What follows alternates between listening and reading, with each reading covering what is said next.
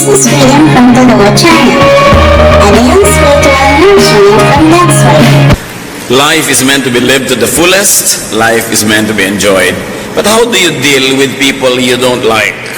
How do you deal with people you even hate? At yan ang ating pag-aaral ngayon, how to get rid of people you hate or dislike very strongly. Paano nga ba iwawagwag ang sa buhay natin ang mga taong ayaw na ayaw natin sa kanila?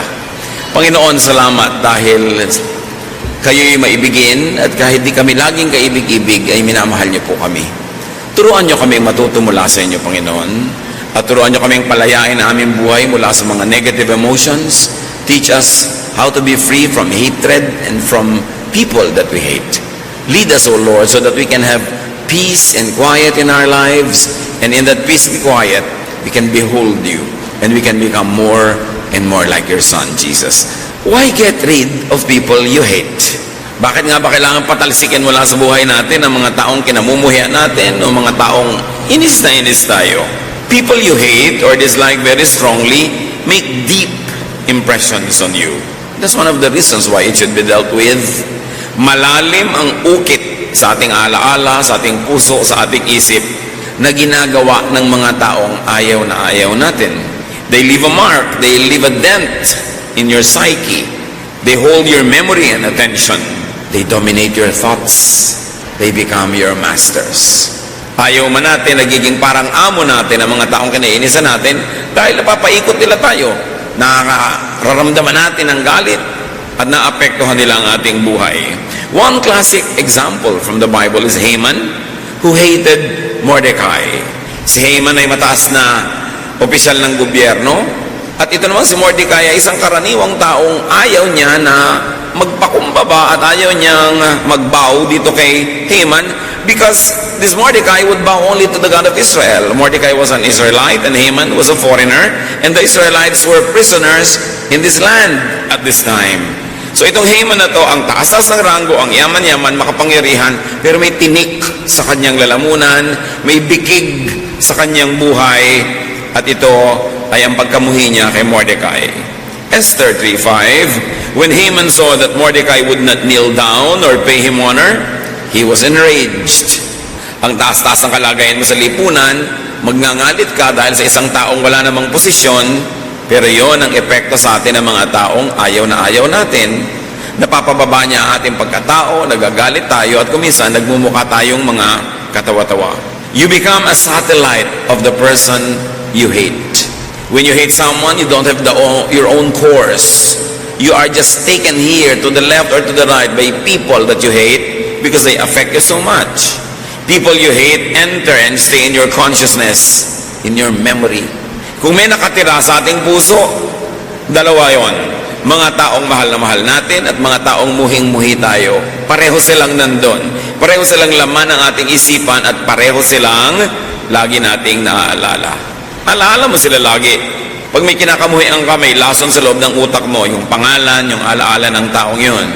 Esther 5:11-13, Haman boasted to them, meaning his friends and family, about his vast wealth, his many sons, and all the ways the king had honored him. And that's not all, Haman added.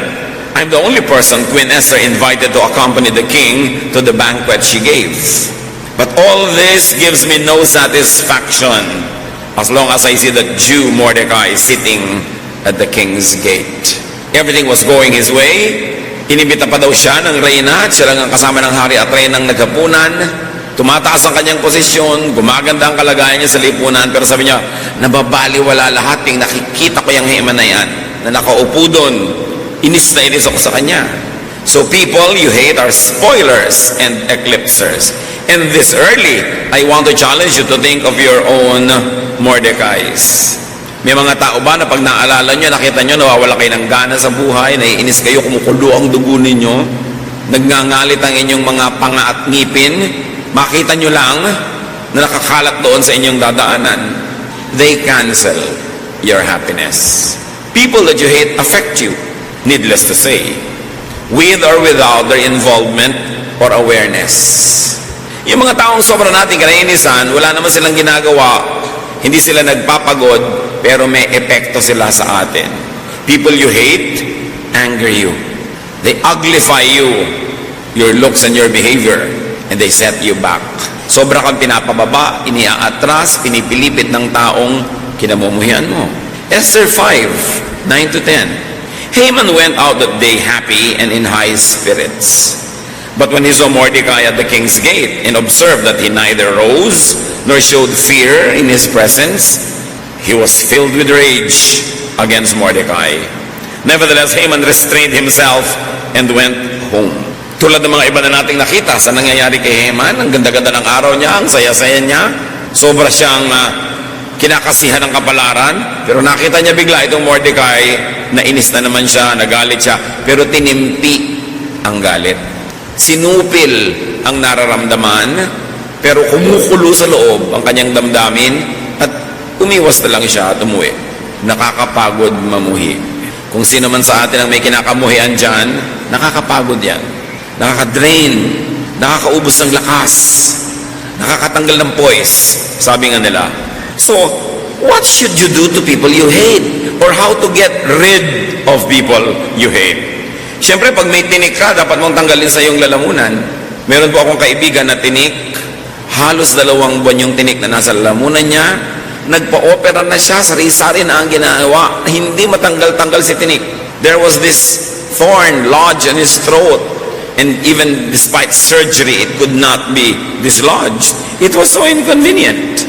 Kung minsan merong parang punyal na nakatusok sa inyong puso, mahirap mamuhi. So what do? How do you get rid of people you hate? There's only one way. Forgive them if they had wronged you. It's the only way that works. You can try many ways, even surgery, but the only way is to forgive. Colossians 3:13, bear with each other and forgive whatever grievances you may have against one another. Forgive as the Lord forgave you. Does God give us this advice to forgive for us to become losers? No. God gives us advice to forgive so we will win. Because it's only in forgiveness where you can win. Hindi ka pwedeng manalo na galit ka. Hindi ka pwedeng manalo na namumuhi ka. Ang panalo mo lang, pag nagpatawad ka na, doon ka palang makakawala. The only way that you could get them off, that strongly remembered list, the only way that you could cut or lessen or minimize their negative connection to you, the only way that you could be free of and from them is to forgive them. Proverbs 12:16, a fool shows his annoyance at once, but a prudent man overlooks an insult. Ang mga hangal daw, madaling mainis, at ipinapakita nga ang kanilang pagkayamot.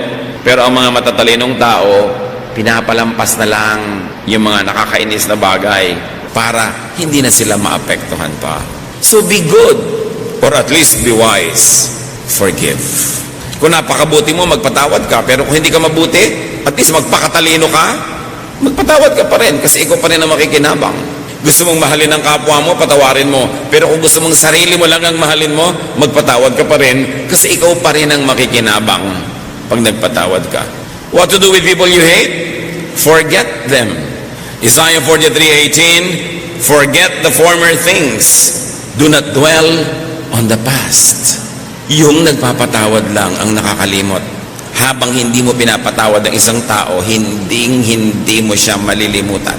So kawawa ka naman. But you don't forget whatever or whoever you feel strongly about. So what do? Pag naaalala mo lang pero hindi ka nagalit, forget the feelings. It's impossible to forget people unless you have an amnesia. But you can forget the feelings. Yung feelings na masama, be free.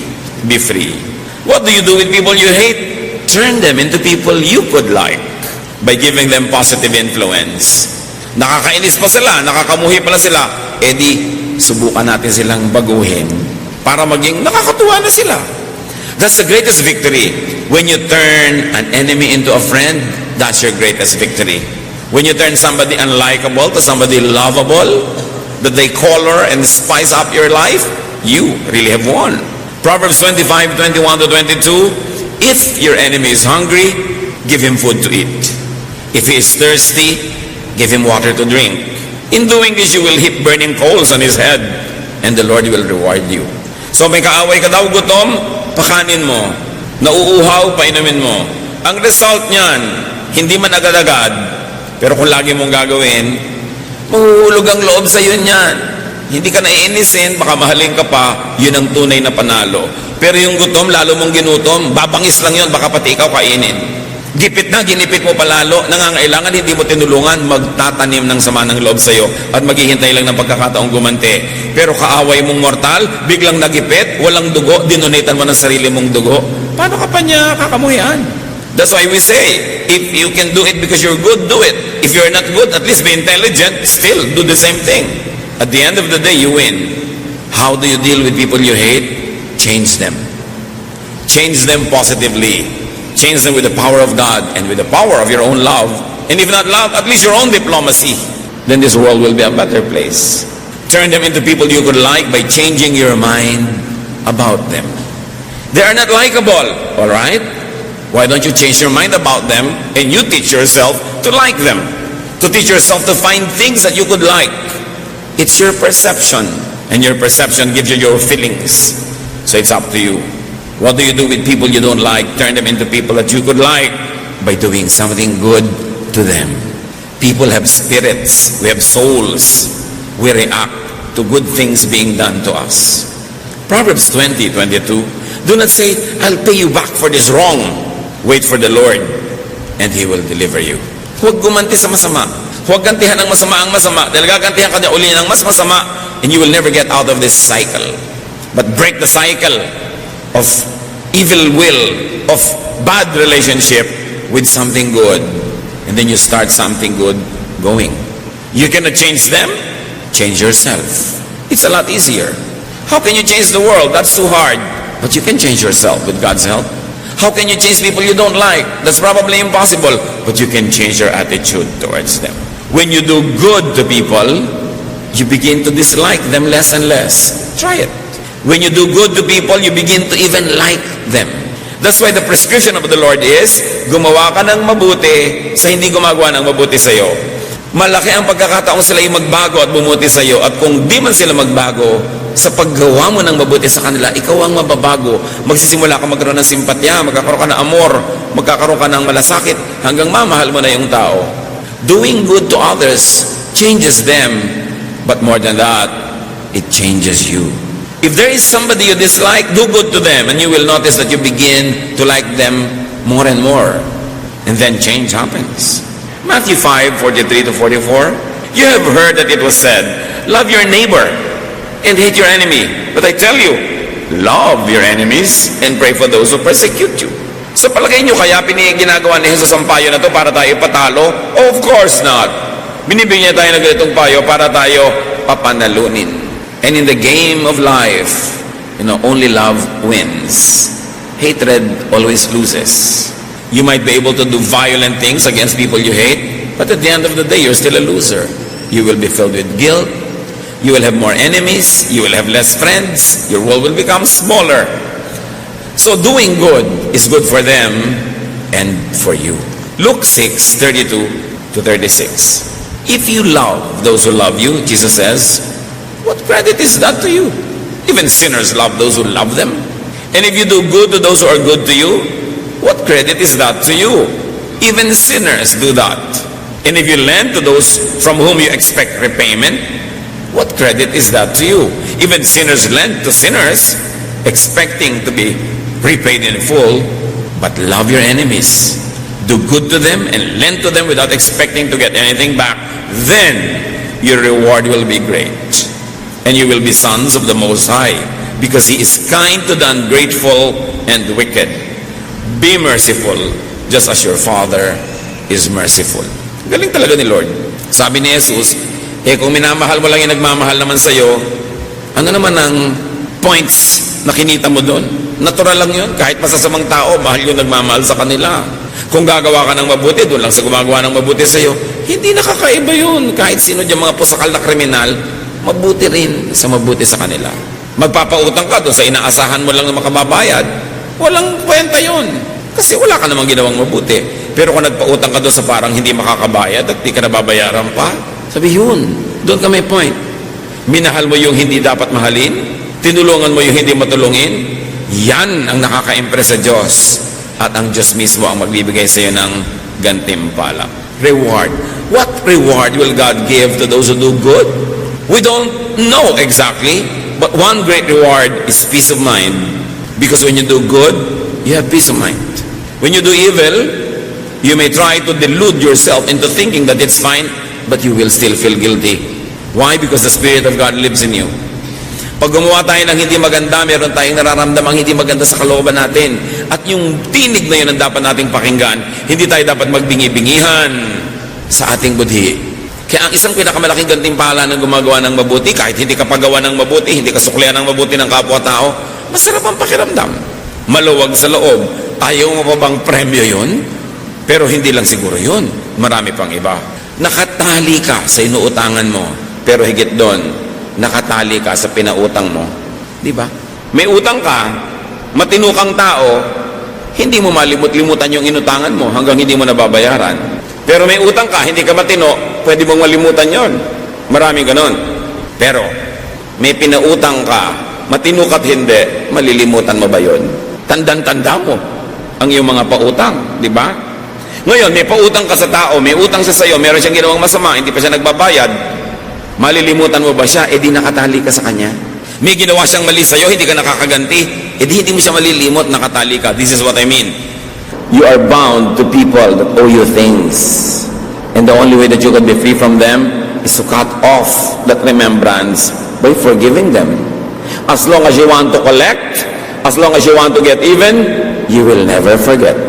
And then you will never be free. Nakatali ka sa inaantayan mo ng bayad. Kahit siya, hindi na niya kinikilala yung tali na yun na nagpo-connecta sa'yo, ikaw nakatali pa rin. And you cannot even move on. How to get rid of people you hate? Don't get rid of them. Don't get rid of people you hate. Get rid of your hatred. Because you can never get rid of people. They will always be there. And even if you got rid of 1 or 100, there will still be 1 million others that will irritate you and annoy you and make you miserable. So the only way for you to change everything is to change your perception. The change must happen within you because you cannot change the planet. Mas madali na baguhin ang pag-iisip.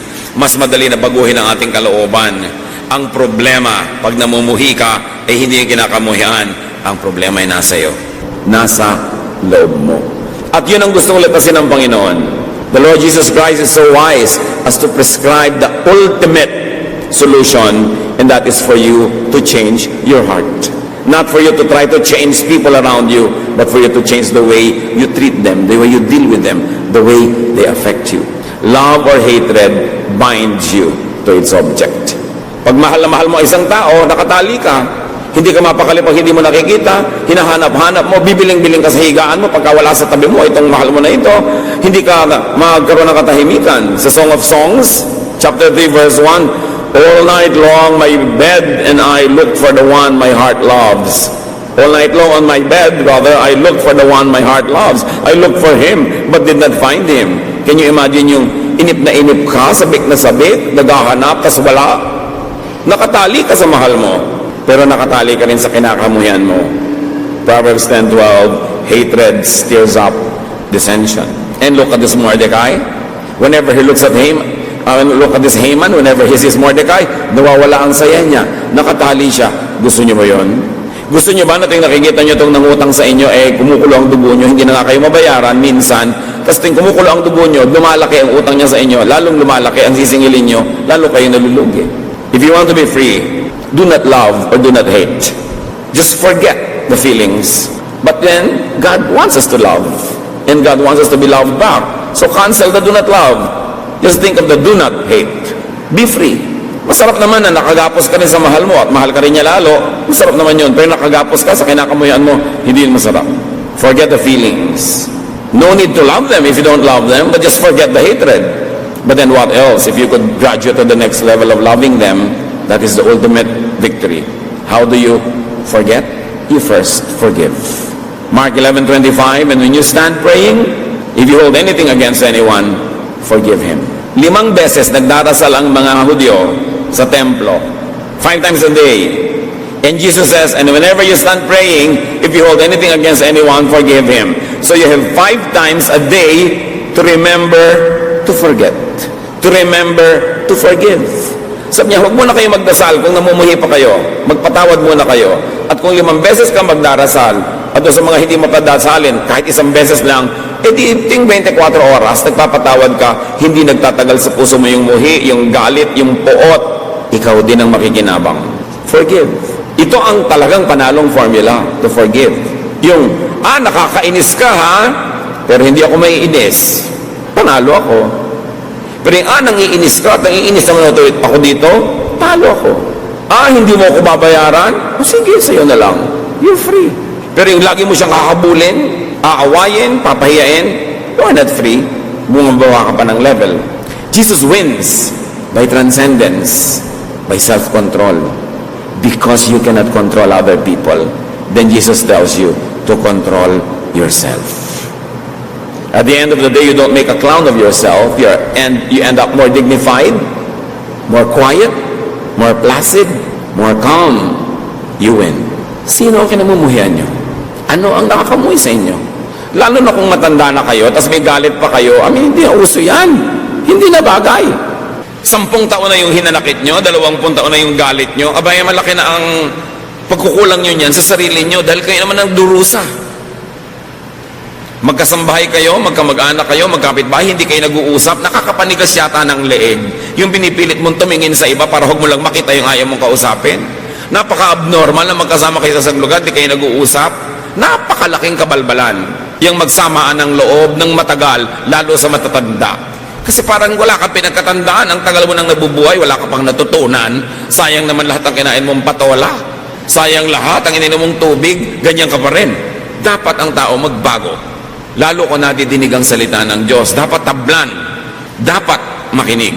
Ang pagbabago ng ugali, ang pagbabago ng asal, ang tunay at patunay na kinakasihan ka na nga ng Espiritu ng Diyos. Hebrews 8:12, for I will forgive their wickedness and will remember their sins no more. God is being quoted. Sabi ng Diyos, papatawarin ko na lang lahat ng kasalanan nila at di ko natatandaan pa mga pagkukulang nila. Ito yung sinasabing to forgive is to forget. And to forgive is to move on. Ang talino talaga ng Diyos. Alam niya ang solusyon. Ang mga taong ito, lagi na lang nagkakasala. Alam nga naman ako lagi mainis. Lagi na lang silang nagkukulang. Alam namang lagi kumulo ang dugo ko. So ang gagawin ko, papatawarin ko sila. Bakit hindi niyo magawa sa iba? Alam nga naman din, lagi na lang kayo mainis. Lagi na lang kayong makonsumi. Patawarin niyo rin. Forgiving people is the greatest revenge. Ang dami mong kasalanan, ha? Iniisip mo, magagalit ako, makukonsumi ako, maha-high blood ako. No way, I'll forgive you. Then I'm free. Yun ang winner. Even God could be free from anger and agitation and irritation because He forgives. Something to learn. God forgets. Sabi niya, kung gaano kalayo ang silangan sa kanluran, doon ko ilalayo ang mga kasalanan nila. Ibabaon ko sa pusod ng dagat at di ko na uungkatin pang muli. Sinong tumahimik, di yun nagpatawad. Make it easy. Make it easier for others also to forgive and to forget you. Mga kapatid, hindi lang yung puso natin ang pinag-uusapan dito na magpatawad dahil siguradong marami rin tayong pagkukulang sa iba. As much as we are concerned about forgiving others, we should be concerned about helping others forgive us. Every day, whether you like it or not, whether you intend or not, you offend other people. Sometimes you take their place, or they think you take the rightful place. Sometimes you take the promotion that they think they deserve. Sometimes you win this romantic object that they think they should have in their lives. So kung may sinasadya man natin o hindi, may mga naiinis at nagagalit din sa atin. Lalo na kung sinasadya pa natin at lalo na kung nagkukulang talaga tayo. So, tulungan din natin ang iba na patawarin tayo. Kung may kasalanan kayo, magbaba ng loob. Humingi ng tawad, magpakumbaba. May nainis kayo, magpasintabi. May pagkukulang kayo, punan. May utang kayo, bayaran. Help people forgive you because it's unkind for you to cause others to hate you because it sets them back. Ang tunay na kabutihan ay hindi lang gumagawa ka ng mabuti sa kapwa, tinutulungan mo rin yung iba para huwag mayamot sa'yo. Kasi kung nayayamot sila sa'yo, naiinis sa'yo, nagkakasala sila, mananagot ka rin sa Diyos dahil ikaw ang dahilan ng pagkakasala nila. So hindi lang tayo nag-iisip na, kailangan ko palang magpatawad. Dapat din natin isipin, paano ko kaya tutulungan yung mga tao sa paligid na patawarin din ako? Yung mga inis na inis sa akin, paano ko kaya aalisin yung inis nila? Paano ko kaya palulubagin ang loob nila na nagagalit sa akin? So who do you hate? What do you hate? It's pointless to carry that weight. Jesus wants you free. Sabi niya, my yoke is easy, my burden is light. Pero yung pagdadala ng muhi at galit, mabigat na dalahin yan. Huwag niyong dalhin 1 minute longer because you can forgive. And you can ask God to give you the grace to forgive. And you can help others forgive you by being humble, by seeking their forgiveness, or by stop being irritating, by starting to be nice. We owe it to everybody. Meron tayong pananagutan sa isa't isa. Aming Diyos, salamat na lang merong paraan para maalis ang galit, para mawala yung utang sa amin ng kapwa. Salamat na lang merong pagpapatawad. Thank you, Lord, for the very idea of forgiveness. And because of this, we don't have to depend on others to repent. We don't have to repent on others to be nice and to be good. But we just have to decide to forgive, and we will be free. Patawarin niyo kami, Panginoon, kung sinisira namin aming sarili at mga nasa paligid namin sa pagkikimkim ng sama ng loob, sa pag-iipon ng galit sa aming puso. Turuan niyo kami, Lord, na yung lahat ng ito isuko sa iyong paanan. Magbago talaga ang isip namin at pamumuhay, at huwag namin ipagpilitan, huwag namin tigasan ang ulo namin na patuloy na magalit at mamuhi. Lumalabas lang ang pangit sa pagkatao namin kung kami nagagalit. Kaya turuan niyo kami, Lord. Teach us to contain ourselves, to control ourselves, to put ourselves under the control of your Spirit. Pagbulay-bulayan natin ang mga mensaheng ito, mga kapatid. Let us ponder these things. Let's think about people we probably dislike very much, or just dislike mildly, but dislike nevertheless. Let us think of people we probably hate. And right now, don't wait any minute longer. Forgive them. Because by forgiving them, you also seek the forgiveness of God for yourself. And then you set yourself free. Isipin din natin kung meron tayong dapat lapitan, hinga ng tawad. May ugali tayong dapat baguhin para hindi patuloy na mainis sa atin ang mga kasambahay o mga kasama natin sa buhay natin. Lord, in silence, may you continue to give us insights. Finish this message. Bring it to the level of fruition that we will become better persons, that we will become kinder, nicer, sweeter to be around. Pagbulay-bulayan natin at sa tulong ng Espiritu, patuloy natin ubusin ang mga yamot, galit, pagkapot sa ating buhay na magkaroon tayo ng kapayapaan. Lord, continue to bless your people as we lay still